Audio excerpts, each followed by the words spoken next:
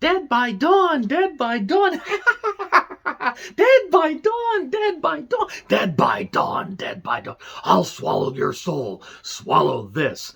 And then the demon got the Kurt Cobain treatment. Oh boy, this is off to a roaring start. I'm John Renton with the retro review of Evil Dead 2, Electric Dead by Dawn Boogaloo.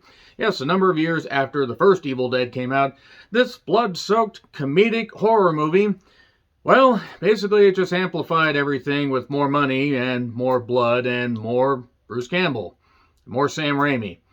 Sam Raimi, who did the Evil Dead movies, well, the first three, and then the first three Spider-Man movies, at least the first three that mattered until everything got jumbled and everything got pretty good and then weird. And I don't really understand what the hell's going on with the MCU, whatever phase you're going for.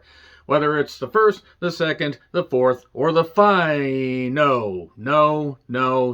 Though they will have to do something to keep those movies pumping out money. This isn't about the MCU. This is about Evil Dead 2. That's just ridiculous. It's absolutely ridiculous. This leaned much more into the comedy aspect, which it had to lean into the comedy aspect. Because what the hell else was it going to do? I mean, if you've ever seen the first Evil Dead, and I did just retro review that, it was very much a product of its time. It had some good parts, but wasn't a horror movie at all. It wasn't scary. It was ridiculous, and also it was made for a small fraction compared to this movie. Since it was such a roaring success compared to, budget and profits, this movie cost about $3.6 million, somewhere around that. Beefier, bloodier, more funny, more groovy. Bruce Campbell having a whole lot of fun in this, and it did make around $6 million. And then Army of Darkness came out a number of years later that unfortunately, and even though, yes, I have the shirt, unfortunately did not make its budget back.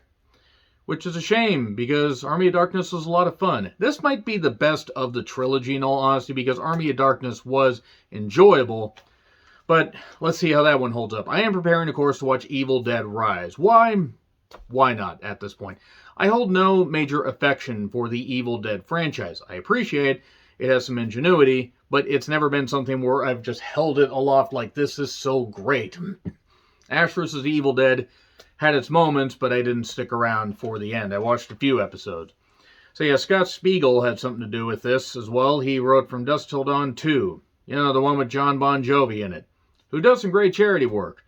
Acting wasn't necessarily his thing, but he's not that bad. So yes, Bruce Campbell returns, and we have Sarah Berry as Annie. Annie, are you okay? Are you okay? No, hell no, she's not. And Dan Hicks playing a hick. So that's on the nose casting there.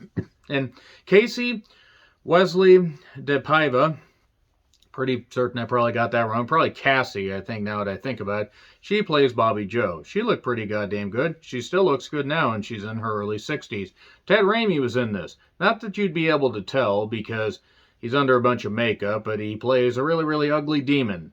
So there you are. Denise Bixler is in this, and Richard Domeyer. So how's the movie?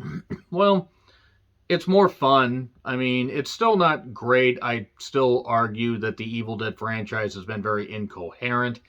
And while, yes, it does have some good references and has fun with its own concept, I still think that the franchise itself is overhyped. There's a reason why, after the third movie, it was on ice for so long, until the 2013 soft reboot that led to Evil Dead Rise 10 years later for some reason. So basically, Ash goes to a secluded cabin with his girlfriend, Linda. They find a tape recorder, or tape files, and they find a book, the Book of the Dead, and demons come after them, and now that's explained how Ash is still at the cabin. Because apparently they did not have the rights to the footage, to show footage from the original. I think it must have been some kind of studio deal to get the film released or something, whatever it is.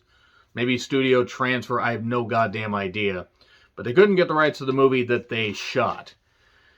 So there you go. Then later a journalist shows up, played by Sarah Berry, who along with a few people tried to figure out, well, why the hell is Ash, or why the hell is Bruce Campbell the only one there and everybody else is dead? Because Annie has her dad that she's been looking for a while. Her dad, her professor dad, who discovered the Book of the Dead. The guy that was on the audio tape in the beginning of the second one. And they actually fleshed this out a little bit more. So yeah, because they couldn't they couldn't get footage for the original, they had to basically do a quick recap, like reshooting it with somebody different as Linda. Denise Bixler plays Linda, and it's fine for what it is. There's more money to it, and they do the camera shot at the end where it just rushes into his face, and then it turns out that, well, Bruce Campbell is now infected by all this stuff. So Ash is having issues. And basically what ends up happening is Bruce is going in out of being possessed and everything, because he's still a pretty good guy, but he is a little bit mixed up inside, like the fact that he's demonically possessed. So they allowed for the budget increase, allowed for more blood and for some cooler camera shots and some cooler stuff, some goofy special effects. We even got Linda's corpse at one point dancing around, and then it got the head, and it was a nude, stop motion corpse, and doing all this and everything, and doing the weird stuff and moving around like this. And then the stop motion stuff kind of made me laugh, straight out of Ray Harryhausen. So he's going insane, basically.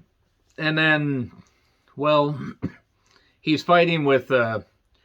he decides to, get in a fight with his girlfriend's corpse. And then because of a rough translation, the work shed meme was born.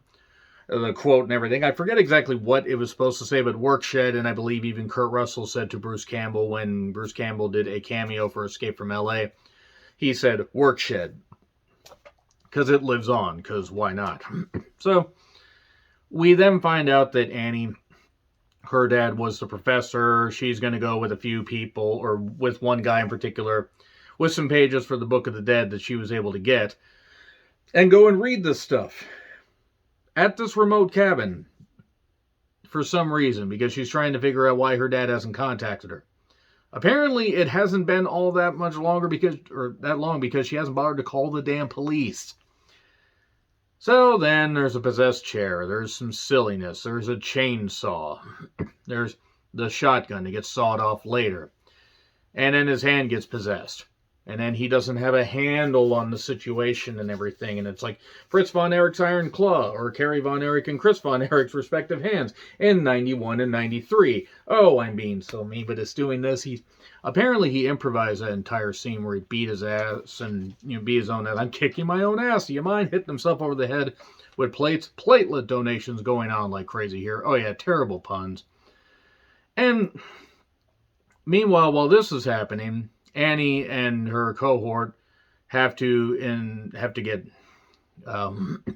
Mr. Hicks to come along with Bobby Joe. They have to go along, and they have to guide them through the trail because the bridge is out. I do find it funny though that in an earlier scene, Bruce Campbell's racing away after the bridge is out, and he's racing away, and then they show the camera tracking, like the demon tracking, and it goes across a perfectly formed bridge. Could he use an alternate shot there? Probably should he use an alternate shot. Never, and also totally different bridge, by the way. Yeah, maybe continuity isn't necessarily something I should look for in a movie called Evil Dead 2. That being said, he's noticing there's a whole bunch of weird shit going on. The lamp is laughing, the deer head's laughing, dead by dawn, and all this crazy stuff's going on. He's going insane, and then suddenly Annie and Co. show up. They're wondering why the hell her father isn't there, or she's wondering, and they beat up Bruce Campbell and throw him in the cellar. And then there's the Ted Raimi character, who's the possessed Henrietta, I believe is his name. It's like, someone's in my fruit cellar eyeing my lemon drinking. Oh, someone with a fresh soul. I'll swallow your soul. And then from there, they basically have to just try and survive the night. That's pretty much it. Bruce Campbell figures out that sunlight actually kills the whole goddamn thing, or it makes it taper off. They get a weird projection picture that floats around like this of her dad's head. Apparently the demons just left a projector there so they could just do that. Save my soul and save your own lives. Quick, do it. Bobby Joe goes absolutely insane, gets dragged out into the woods. She's seemingly fucked. Jake goes absolutely nuts trying to look for her. Threatens both Ash and Annie with violence. A hick in Tennessee threatening people with gun violence. God, it's a good thing that isn't topical anymore. But then things go completely awry. Jake had earlier shoved the remaining pages down in the cellar where the possessed Henrietta is. And after Jake ends up getting stabbed at one point when Bruce gets possessed and goes absolutely insane, has no hand, by the way. He took his hand off because his hand was possessed.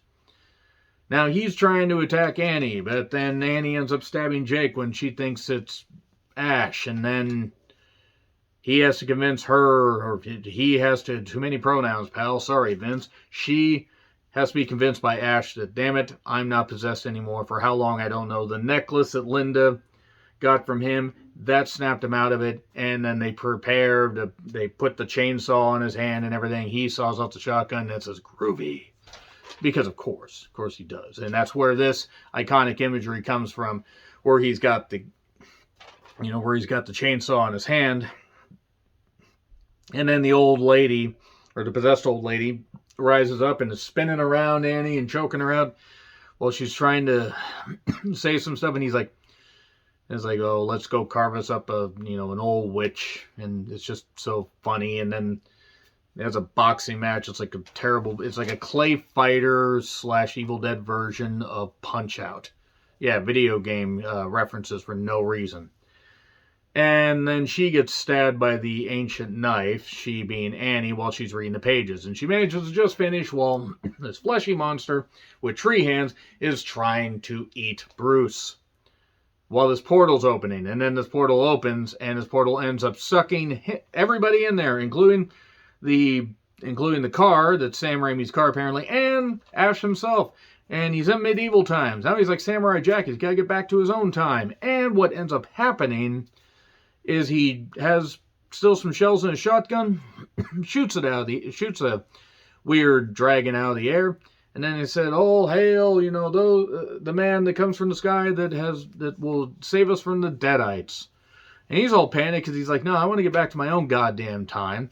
And that leads us to Army of Darkness. So yeah, Army of Darkness and Evil Dead 2013 will be done, I don't know, at some point. Maybe by the time this is up, they'll all be up. Who knows? I just like to record content when I feel. That being said, Evil Dead 2 was an improvement over the first one, and now we get the Army of Darkness. And let's see how Evil Dead Rises. It looks kind of gross from the trailer. So agree, disagree, what I said, like, share, subscribe, Twitter handle in the description. I'm John Replin. I'll see you soon.